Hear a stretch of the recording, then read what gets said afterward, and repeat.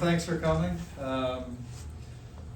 First want to thank a bunch of players we sent out who have all been really important to us.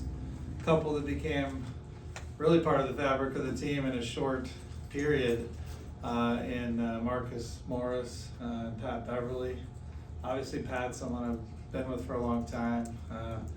He's going to do well in Milwaukee. Fan favorite Furkan Korkmaz, one of the best guys out there. Jaden Springer, we really think has a bright future in this league, so he was tough to send out. And Daniel House, another one I have a great relationship with, very good player. So they give us great minutes, obviously, this year, especially when things were early in the season when we had a few more players available. But today's about obviously who we brought in. We feel like our focus was really what our focus always is, which is what gives us the best chance to win the championship. We're focused on upgrading this year. We feel like we got the best player at the trade deadline that was traded. And we felt like he gave us exactly what we were looking for, which is, he's one of the best three-point shooters in NBA history. We really like what he adds to the team. And we feel like our healthy group, our playoff rotation with Buddy Hield is right there with everyone in the entire league. So focused on this year, that was the main focus of the deadline.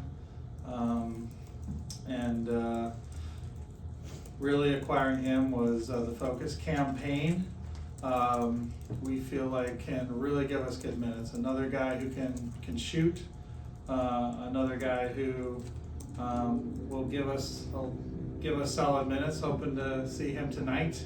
I think one question we might get is the new guys. I think both potentially could be out there tonight still. We're still finalizing that.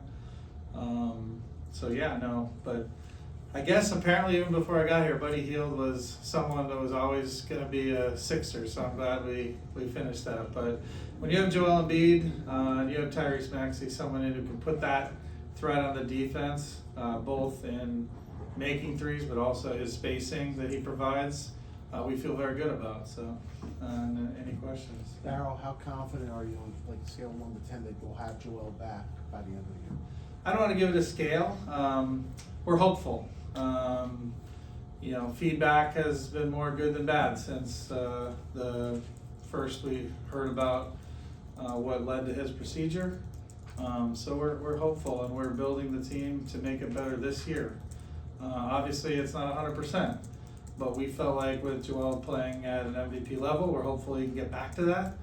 That this was a year that we got a real shot, and doesn't eye test data whatever shows that we were beating great teams and we were really beating up bad teams, but we were also beating good teams, and really only one or two teams you could argue were right there with us. So is it some disappointment that you weren't able to get a backup center?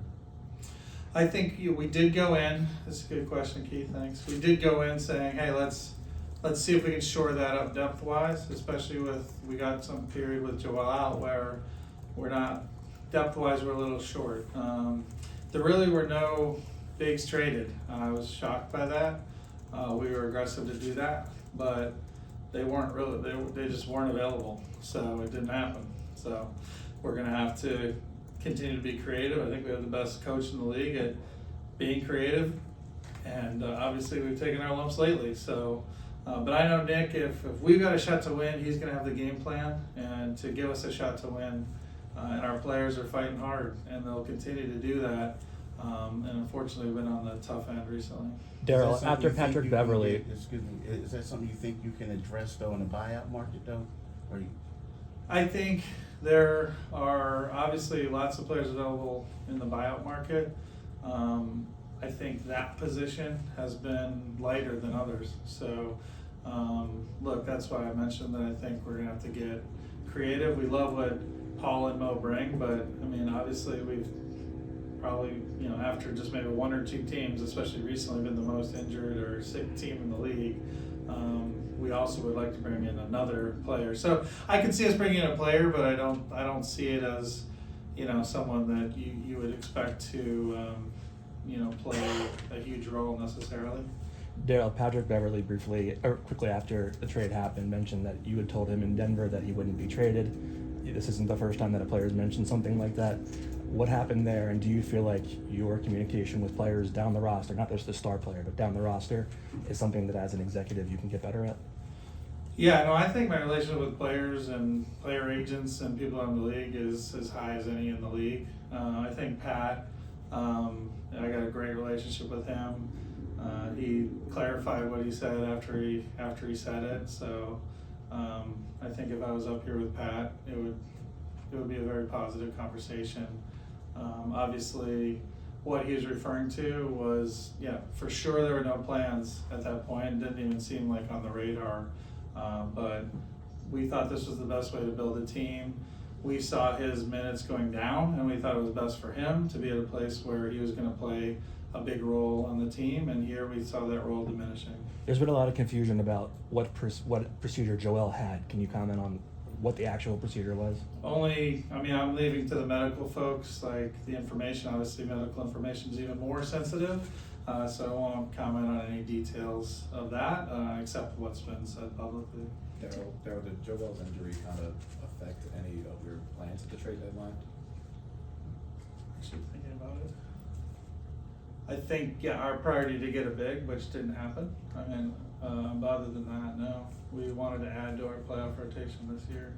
To go back to the buyout market, you now have 3 open roster spots. Just in general, based on the new rules that sort of limits other teams with high salary that can go after buyout players, did that impact like your thoughts of, okay, we want to have some open roster spots to add guys or anything like that? We like having open roster spots, whether it's for players who might become available, even signing young players to favorable deals, I think is a smart move if we can do it. A lot of our moves are for planning the new CBA environment, which I think is very impactful, and setting ourselves up for those big moves in the future. I think the one you're referencing is pretty minor. There's only a few players affected, but you know, some key ones this offseason. So these are all these new rules coming in. Limits your draft picks, limits like your ability in free agency. All these things are coming. We're the best setup of any of those teams that are contenders by a good margin. So you just called Buddy the best player that was traded yesterday. What to you makes him the best player and such a good fit here? Yeah, because he's good. Look, he with Joel and Tyrese, and he puts the fear of God in the other teams. Like the shots are coming. They're coming in transition. They're coming deep. They're coming off actions. Like, you need to pay a lot of attention to Buddy Hield on the court, and I think and we know this, that's super valuable with Joel and Tyrese and opening things up for them. I think we're seeing, you know, the NBA is the NBA. Very good coaches on the other sideline. They're making it very challenging for Tyrese right now. They're making it very challenging for the rest of our team. That's what they should do. Buddy Hield's going to help during this period. But we weren't as focused on this period. We were focused, obviously we need to win games, and it's going to be a battle. But we were focused on playoffs are here. We have a rotation we know can win at a super high level. Buddy Hield's going to play significant minutes in that rotation. The only player that moved teams that was going to play a big role in our rotation was Buddy Hield. And I think what he brings to the table is pretty obvious. Yeah, Joel has like a history of being really good with the Buddy Hield type, and perhaps maybe not even a shooter as good as Buddy Hield ever in his career. So when you balance the hypothetical of how helpful Buddy can be to Joel with the very practical how helpful Buddy can be to Tyrese right now, how did you weigh both of those situations? Yeah, I mean, look, we think not only is the best player for any team, for us it's even better, right? Because of what you mentioned. Yeah, appreciate it. I know this is a hypothetical. Yeah. Would your approach have been the same if Joel was healthy to go Hield, that kind of area as far as being the deals you made? You're making it sound like you're trying to plan also for the future. Would the approach have been the same if Joel was there? Yeah, always planning for the future.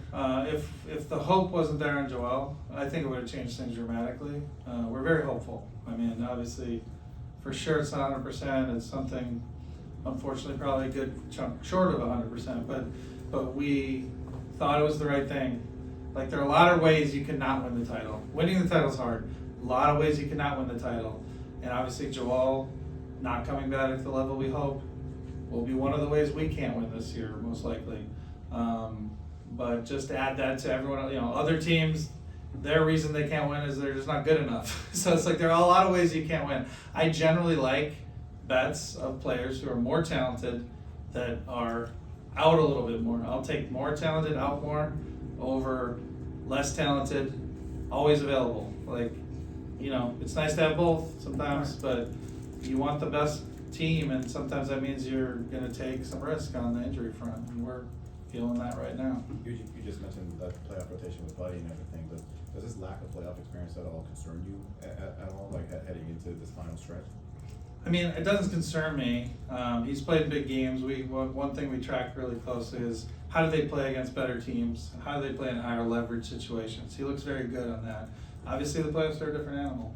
So it is another risk factor, but we thought it was the right, we were comfortable taking that risk. Daryl, Jaden was kind of a surprise move towards the end of the deadline. Yeah. He's been one of your best perimeter defenders of late. What went into the calculus of that deal, and I guess why did you see that as something you had to do? Yeah, that one's pretty straightforward in that, again, we're focused on winning the title. We had to look at what are the odds Jaden Springer, who I think has a great future, help our playoff rotation in the 1, 2 year, 3 year maybe horizon, and what are the odds the second round pick help us? And we thought the second round pick helped us more. And that's just the reality. It allows us to go get maybe a veteran at next year's deadline, things like that. And we like the net of Jaden, Pat, who's going to play less here, and 1 second round pick for the best player trader. We thought that was the right move.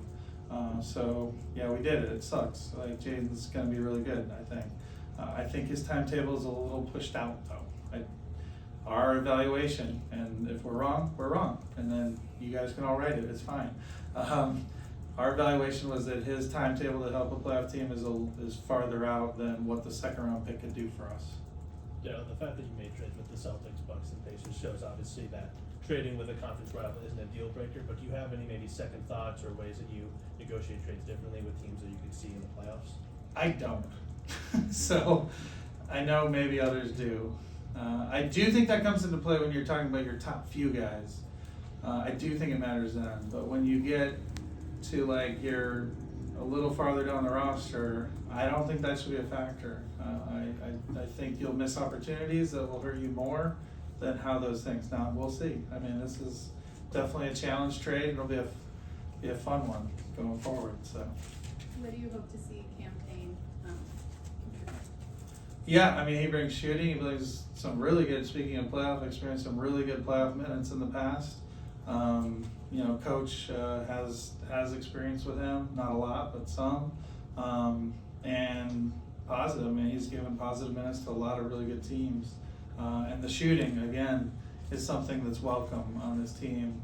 It's something that both myself and Coach Nurse, Coach Nurse was using the roster in the optimal way of what he had, but he knew that shooting would actually open up even more, and Cam will fit into that. Take a few more guys. You mentioned your confidence in Nick to kind of figure out this period while you guys are so banged up. What from your past working together, are you just observing him, like gives you that confidence, like when you've seen it? I mean, in he's action? almost uniquely among NBA head coaches set up to handle this, right? And I know we're licking our wounds right now with, right now we're just trying to win a game tonight. I mean, let's be real, right? But I've been with Nick through lots of like player moves and injuries, and I have the utmost confidence. He'll have the game plan. He'll put the work in. Honestly, Elton and I are, because he preps so hard and takes the losses so hard, it's like, let's keep him like, positive, because like he doesn't take losing well. None of our players do. No one does. But I feel like he takes it especially hard because he goes in every night saying, "You give me the troops, I'll make it work." And when the reality of the NBA is, if you don't have your big dogs, it's going to be hard. But he takes that hard. Daryl, circling back on the Springer point, I guess, does that mean your evaluation of him as an organization changed since he was drafted? Because I think a lot of people would say, well, if he wasn't the youngest player in the draft, he was very close when you took him and was probably viewed as a long-term development play at the time. Did not change. I feel like in our phase of our team, we want things that help us on the court now with Joel. That was a pick that generally we'd rather push into the future in almost all these later picks. Or if we do end up picking someone, we feel like they will either help us on the court or end up in something like this, where you're retaining the ability to use them to go get a Buddy Hield, right? And so for me, the Jaden thing was successful. I'm totally fine if people want to write the opposite. But if you take any look at late first into the second round, 85% of those players can't be traded, aren't helping their team on the floor, and can't be traded for positive value that helps you get another player. Jaden did that, and I have to keep my focus on the playoff team now. And so that's our focus, right or wrong. All right, Daryl, thank you. All right, thanks guys, thanks. Folks. We all silly like the mayor.